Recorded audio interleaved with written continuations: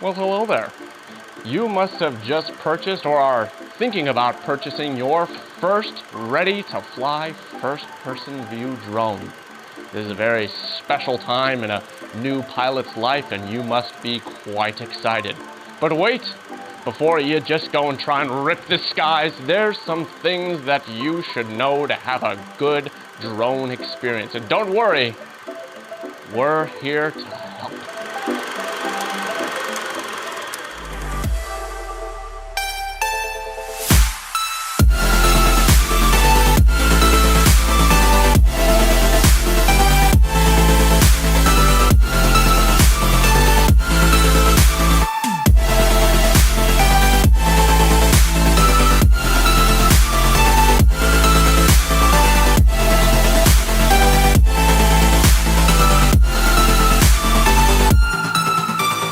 Hey guys, welcome to Rotor-Rat. I'm Ladrid. And I'm Vortex. Getting into drones is difficult.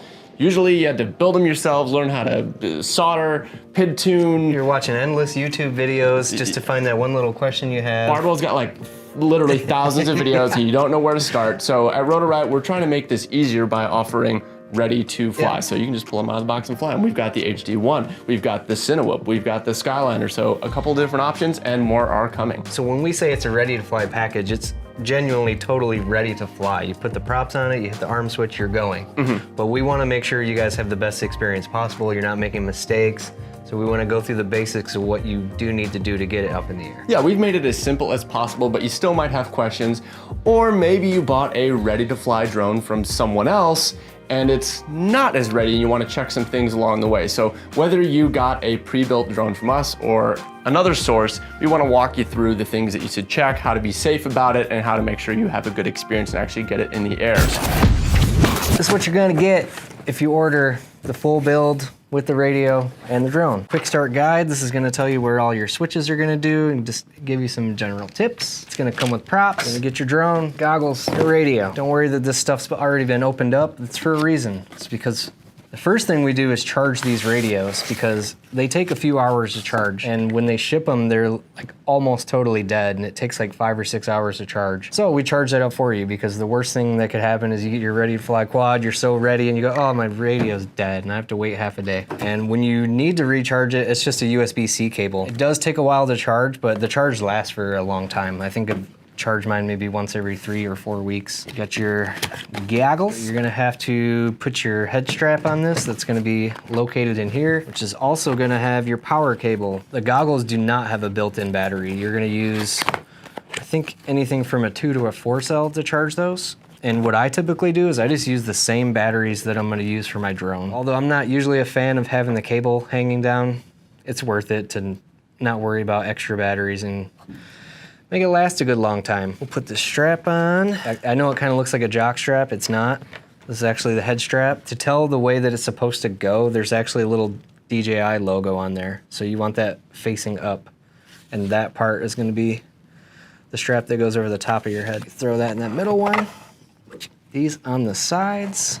If you've ever flown any kind of DJI radio before, you'll probably already know the little sequence to turn it on. If not, I'm about to show you. So it's a short tap and then a hold.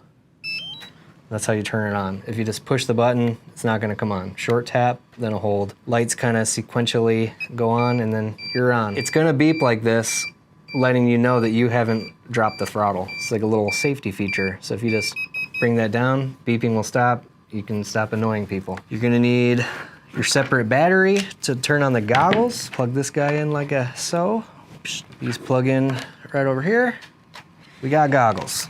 Also, in your excitement, don't forget, put your antennas on the goggles because you can fly without them, it'll work, but you're just not gonna get the range you're supposed to get.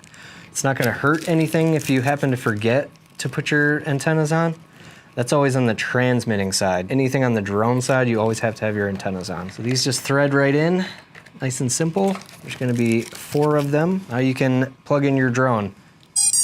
Now what we should see is this red light here should go to green once it picks up the signal, boom. So we're bound. That's telling you that you have connection. So you can check that by flicking some switches. There's your beeper switch. We're gonna go into that more in a second. I can check the goggles to see that I have video. I do have video, and it's already been set up on channel 1. So when you buy it from us, everything's gonna be set up, ready to go. You can literally just flick the switch and it's going. But let's say you built your own, or you got something from somewhere else, or for some reason it's not bound. It's really easy to bind. So all you're gonna do, there's a little button on the side of the air unit right here, just over from where the LED is. All you do is push it in, and you don't wanna push it too hard.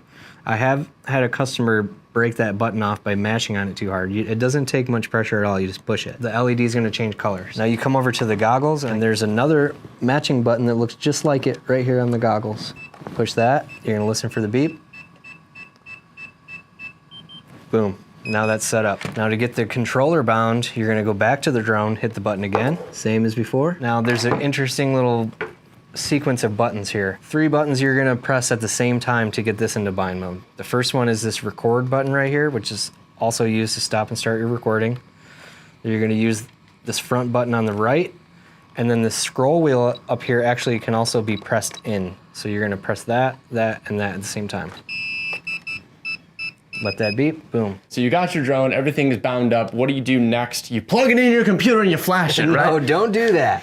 That's probably been the biggest thing that we've gotten from support, right? When people call us usually with if someone problems. has an issue and they're like, well, I flashed it and now this or that, you don't need to flash it. We've already done a lot of testing and figured out what's the optimal firmware to have it on, what's the best tune. At first I was very confused as to why people were doing this, but it actually makes a little bit of sense because a lot of other things that you buy, like video game consoles, computers, your iPhone, whatever. Yeah, it's kind of common. The first time you plug it in, it's like, oh, you need to update your firmware, Yeah. you need to update the software, you need to update this, update that, you have to update your couch before you can sit on it. Everything is updated now. And the same is true with drones. There probably is new software, firmware out there. The real problem is with the drones, when you upgrade the firmware, it wipes all of your settings. So unlike upgrading your smart TV, the drone gets completely wiped. So what we send you is totally flyable. In fact, sometimes we will even send the drones with an older version of the firmware because there might be bugs on newer releases. So if this is your first drone experience and the first thing you do is plug it into a USB, flash it, you've now gone and erased all the settings and you're gonna have to start from scratch. If you do end up with this issue, check out our build videos. In our build videos, we walk you not only through assembling the entire drone, but also the configuration. So you should be able to follow step by step how to reconfigure your drone. And if you really can't figure it out, as always, you can send an email to support@rotorriot.com. We'll get you taken care of. So once you're bound up, you can test out where your switches do. We have them all listed here for you. So all the switches on the radio are indicated by letters. So you have SA, SB, SC, SD. We got them listed right here, and it tells you what each one's assigned to. The default position for all your switches is up and away from you. So you always want to start with the front 2 up and then these away. Every switch is just gonna be the opposite of that. So to arm it, it's SA, you're gonna pull it towards you. And then flick it away to disarm. That's the way I like to think of it, is it's going bad, get it away from me. Just push it away and disarm. The only other switch that you're gonna actually see what it's doing while it's on the bench is gonna be switch SD, that's your beeper. So pull that one towards you. Again, this is how you're gonna find it when you crash in the field and you're just lost, you don't know where you're at. While I mentioned that, it's also a good idea, make sure to strap this connection down well. So you want your battery straps to hold that, because the difference between finding your drone when it's plugged in and not plugged in, it's huge. When you can do this, piece of cake. Listen for the beep, go find it. If you don't got that, it's tricky. The beeper's only going to work if the battery's plugged in. You got beep, that comes unplugged. When you got all your stuff on the bench like this and you want to test out your switches and everything, you can't have the props on. That's rule number 1. In general, these things aren't too dangerous if you're pretty careful, but if it hits you and it's going full throttle, it'll slice you up. So always, always, always take the props off when you have things anywhere other than you're about to fly it. Okay, so we can check the arming switch. This is the number 1 question and concern that I get. I get calls all the time about this. People say, well, I armed it, and then when I gave it some throttle, it's acting like it wants to just take off on me. On the bench, that's completely normal for that to do that. It's just because of the way that the gyro is meant to work, is it's supposed to be suspended in the air. When it's sitting on the ground, it's just building up this error. So long story short, don't be concerned about that. It's not going to run away in the sky when you put props on it. If for whatever reason something crazy does happen and you're just gaining altitude and you're not giving it any throttle, just disarm. Just let it fall. It's always better once you've gotten past the point that you don't have control anymore to just let it fall out of the sky than to try to bring it back, because sometimes it's just gonna end up getting further away from you. And you shouldn't be flying anywhere where if it were to fall at any given time, it's gonna be a problem anyways. Another thing you can test out on the bench is how turtle mode works. So turtle mode is gonna be on your SC switch. You flick that down, and when you arm it, nothing's gonna happen. But if I were to give it some roll, you're gonna notice only 2 motors are spinning, and they spin the opposite way. So you're gonna get flipped over, you're gonna disarm. Now, don't forget to get back out of turtle mode. I've done this before where I crash and then I go to arm and I can't go anywhere. It's because you're still in turtle mode. So now you gotta flick out of turtle mode. Now you're back to normal operation. So there's one more switch, but there's not really any way for me to show you what it does on the bench, and that's SB. So that switch is gonna put you into auto level. What auto level is for is it's gonna make the drone perform more like a phantom, where when you push the stick, it'll move forward, but as soon as you let off, it's gonna level back off for you. It's not gonna be as stable because there's no GPS, but it can really help for when you're not used to the sticks yet to just be able to let off and it's gonna flatten out for you. But we don't really recommend to stay there too long because in the end, you're gonna be able to fly a lot better when you have full control over the drone. There's only one last thing to do before we take this thing for a test flight. You gotta put your props on. So hopefully, along with your purchase, you have bought a prop tool or you have a tool. It's just an 8mm nut driver. You might have something in the garage. If not, just pick one up from the store. You wanna make sure these are nice and snug though. If they come loose on you, it's gonna get bad. How do you know which way they go? Well, the first thing to make sure is that you have it right side up. I've seen people put their props on upside down, so don't be ashamed if you did it because it happens. Just about every prop that I've ever seen, it has what model of prop it is molded right onto it. And that's always gonna be on the top side. The other way you can kind of tell is pretty much every prop, every blade of every prop, it's got a little bit of curve to it. So you always want it curving this way, not this way. The leading edge of the blade is always gonna be the higher one. So if you're ever a kid and you're driving, you stuck your hand out the window, you kind of notice when you put the front of it up, it makes your hand wanna go up.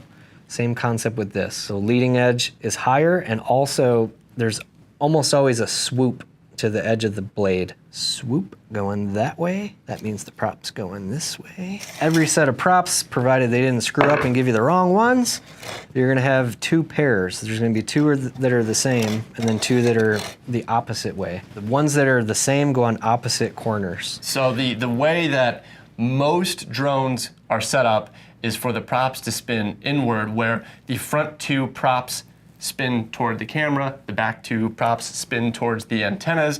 You can think of the drone as giving you a hug with them props. But some specific builds, we've found there's an advantage to having it go the other way. So our Cinewa build is a props out build. So it's swimming. Yeah, just it's keep like swimming. Just keep swimming. The front motors go in towards the camera. The back motors go in towards the butt. So if I look at this prop, I know that it's swooping this way. This is meant to spin that way. So that's gonna go over here. Leading edge of the blade is higher and the profile of the blade sweeps back. So I take the one that's a pair of that, it's the same, goes opposite corner. And now the thinking's done. You only got 2 props left and you only got 2 motors left. You can't get wrong. And then you wanna snug those babies down.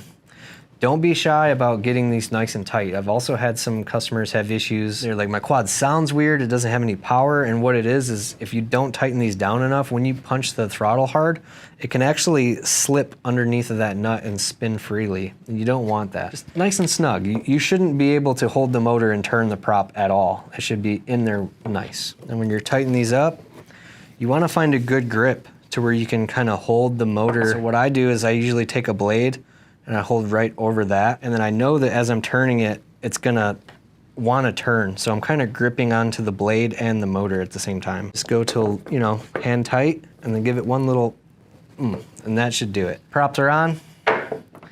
It's time to do our first little test hover. Drone's plugged in, got the radio there. What you need to understand is as soon as you touch that switch, you're live. I've seen this happen to people where either A, they go to pick everything up and they bump it, or you've already landed and you go to pick it up off the ground and you bump it, you need to treat this kind of like a loaded weapon.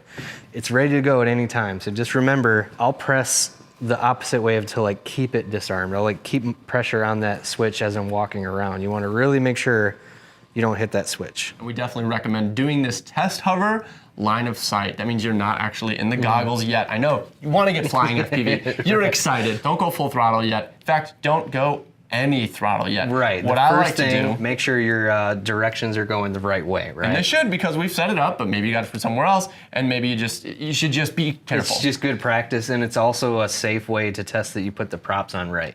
That too. On the right stick, you're gonna gently push forward, and even without raising throttle, that should lift the tail of the drone up. And then you're gonna let go of the stick back to center, and it'll come back to the ground, and then you can do that for every direction.